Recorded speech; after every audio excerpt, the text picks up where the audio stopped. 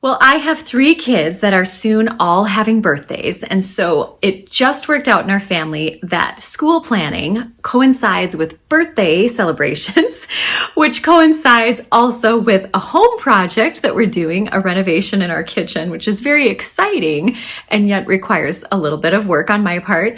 And then finally, planning my YouTube videos for the next 6 months. I want to make sure that I'm organized and have things ready to go so that I am not living in this reactive mode. I wanted to just talk to you today about a revelation that I had as I was digging through my piles and how surprised I was with the very first thing that I felt like I was supposed to schedule.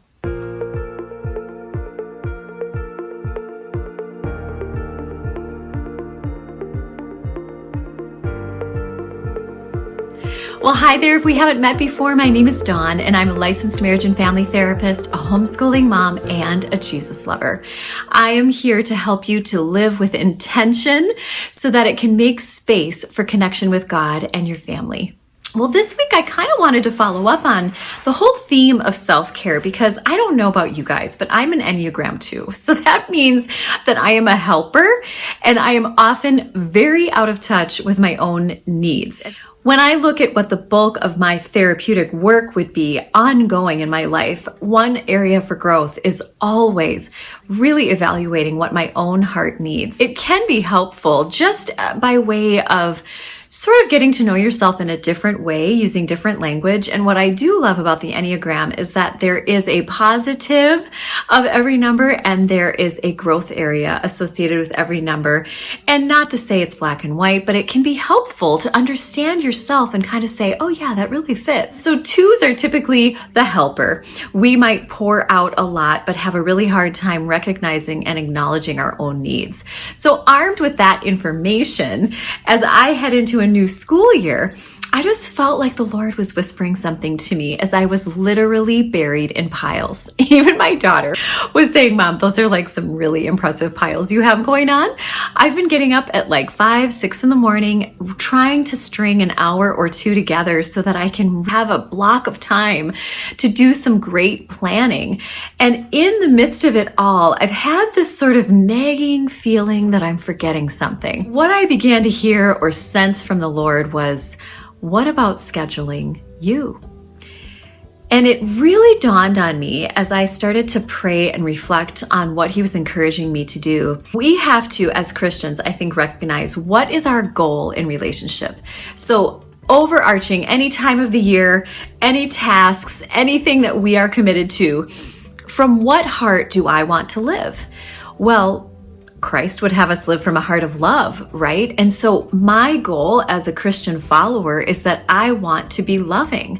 I want to be able to extend love, whether that's in work, with my counseling practice, through YouTube, through this camera, with my children as we homeschool, to my husband, all the different roles that I play. I want to be able to communicate love and I want to live from a heart of love. And it's kind of ironic, actually. We cannot live from a place of love unless we ourselves have received love.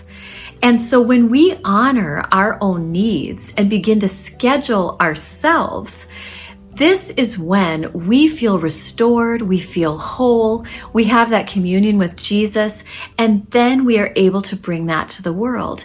And yet time and time again, I find myself trying to white knuckle it, or I just feel tired and weary. And it's because I don't start with what God is inviting me to do with my own heart. So as I approach this next school year, it occurred to me, what if I were to take the calendar month by month and schedule a little something just for me? And I would love for you to think about doing this yourself and to really think about it in an unapologetic way. You are not being selfish by scheduling this for yourself because the agenda of your heart or the motive of your heart is to actually love others well. And so how could it possibly be selfish to invite restoration from God for your own heart and to take time to do that so that you can be crystal clear on your goal of loving others and have something to pour out from. You've heard me say on these videos, we cannot give away what we ourselves don't already possess. And so if we have not received love and comfort and restoration from the Father, how then are we ever going to go forward and extend that to those people in our circle, the Target cashier, the mail person? How are we ever going to do that as we progress through our days? We need a taste of love to give it away. It is not self-love. The world talks a lot about loving yourself. I feel like true healthy self-care that we're talking about as Christian followers is receiving love from the Father and really letting Him lavish us, whether that's a nap, some time with a book, maybe it's a warm drink in the winter, maybe it's going to Target without any interruptions and no one with you. Maybe you do get to do something really, really fun or out of the ordinary like a mani or a pedi. Maybe it is just going for a walk by yourself. Maybe it's pulling weeds in the garden. It doesn't really matter what it is as long as it gets to your heart. And it can't usually mix with productivity, I have found, because that gets to be muddy waters. And sometimes when I mix productivity and accomplishment in there, it doesn't feel as nurturing. Do I have any home goods fans out there? What I love to do is find a half an hour.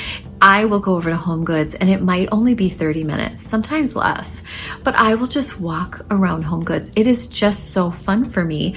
I love everything about Home Goods. It is so fun, all the little different finds that you can do. And then all of their seasonal stuff is so fun. So honestly, like that is enough for me. I don't even often have to buy anything. It feels luxurious. It feels frivolous because it's not something that I have to do. And it actually is just really fun to sort of like marinate in beauty. And I think there's just so much beauty there. So here's my challenge for you as you are getting all the things organized. You're ordering school clothes. Maybe you have late summer birthdays like I do. My challenge to you is to sit down with your calendar and I want you to mark off once a week when you will have some self-care. And you know what? Start there. Schedule that in before you schedule other things. Now, I know some of us have jobs. Obviously, I have clients, I have YouTube commitments, I have a family too. And so we kind of generally might know when that window might be. But that might take some time to sort of realize, okay, what would be a consistent window that's just for me?